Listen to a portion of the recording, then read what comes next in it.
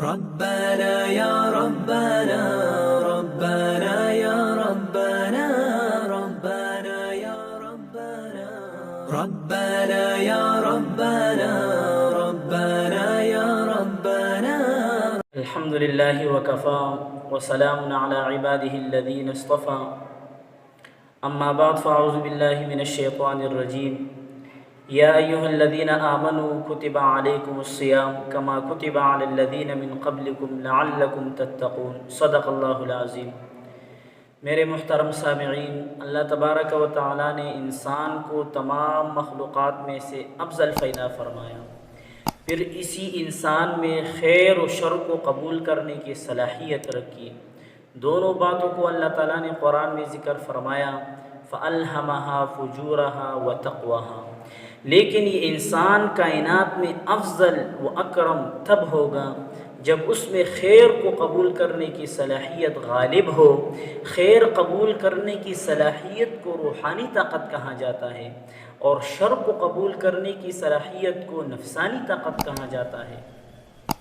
جب روحانی طاقت غالب ہو تو یہ انسان کائنات میں افضل و اکرم بن جاتا ہے۔ اگر خدا نہ خواستہ نفسانی طاقت روحانی پر غالب ہو تو یہ انسان کائنات میں گھٹیا بن جاتا ہے۔ اللہ نے یوں ارشاد فرمایا، ثم رددناہ اسفل سافلین۔ اللہ تعالیٰ نے اس روحانی اعمال کو غالب کرنے کے لیے ہمیں اعمال عطا فرمائے ہیں۔ ان اعمال میں سے ایک رمضان المبارک کا مہینہ ہے، روزہ ہے۔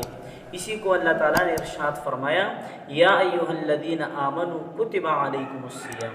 اے ایمان والو، تم پر روزے فرض کیا گیا ہے۔ اس روزہ کی عظمت کا پتہ اس بات سے چلتا ہے کہ اس روزہ کو اسلام کے ارکان میں سے شمار فرمایا، وصوم رمضان۔ آپ صلی اللہ علیہ وسلم رمضان کی تیاری 2 مہینہ پہلے کیا کرتے تھے اور اس دعا کا اہتمام کرتے تھے، اللہم بارک لنا فی رجب و شعبان و بلغنا رمضان۔ پروردگار، رجب اور شعبان کی مہینوں میں ہمارے لیے برکت عطا فرما، ان 2 مہینوں کو ہمارے لیے مبارک فرما، یعنی ان 2 مہینوں میں ہمیں نیک اعمال کرنے کی توفیق عطا فرما، وبلغنا رمضان۔ پروردگار، رمضان تک ہمیں زندگی عطا فرما، یعنی رمضان المبارک کی جتنے برکتیں ہیں وہ ہمیں عطا فرما۔ اب ہم رمضان کی آمد کی تیاری کر لیں۔ استقبال رمضان کے لیے ہم 3 چیزوں کا اہتمام کریں۔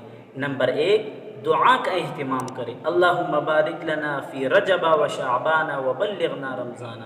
دعا کا مقصد یہی ہے کہ ہم نیک اعمال اختیار کریں۔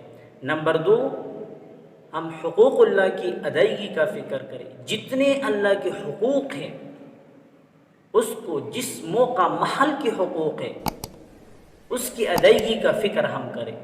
نمبر 3، حقوق العباد کی ادائیگی کا فکر کریں تاکہ رمضان کے جتنے برکتیں ہیں وہ ہمیں نصیب ہو۔